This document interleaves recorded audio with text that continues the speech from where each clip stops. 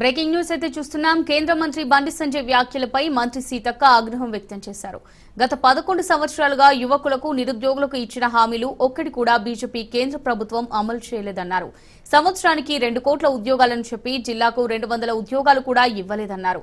బండి సంజయ్ మత రాజకీయాలకు పాల్పడుతున్నారని విమర్శించారు. ఎన్నికలప్పుడు హిందూ ముస్లింలను రెచ్చగొట్టి అధికారం కోసం విద్వేష ప్రసంగాలు చేస్తున్నారని మండిపడ్డారు.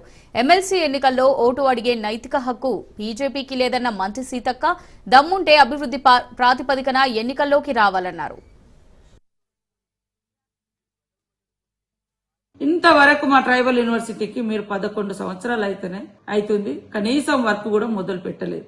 కాబట్టి బండి సంజయ్ గారికి చెప్పుకోవడానికి ఏం లేదు. మనకంటే అభివృద్ధి చెందిన దేశాలతోటి కంపేర్ చేయాలి తప్ప అన్ని రంగాల్లో వెనుకబడ్డ దేశాన్ని పేరు తీసుకొచ్చి పాకిస్తాన్ పేరు పదే పదే తీసుకొచ్చి భారతదేశం పక్కన పెట్టి వాళ్ళని మీరు గొప్పగా చేస్తున్నారు. ఇది చాలా చాలా తప్పయ్యా.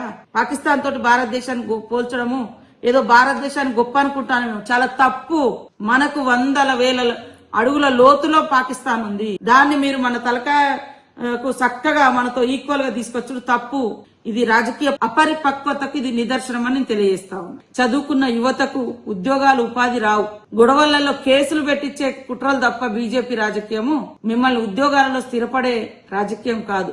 BRS BJP దొందే.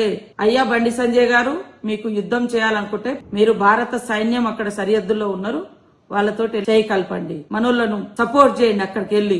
అంతేగాని దేశంలో కంట్రీలో యుద్ధ వాతావరణం తీసుకొచ్చేటువంటి మాటలు, ఇదొక కేంద్ర మంత్రిగా భారత రాజ్యాంగం మీద ప్రమాణం చేసి వచ్చిన నీకు ఇది తగదు.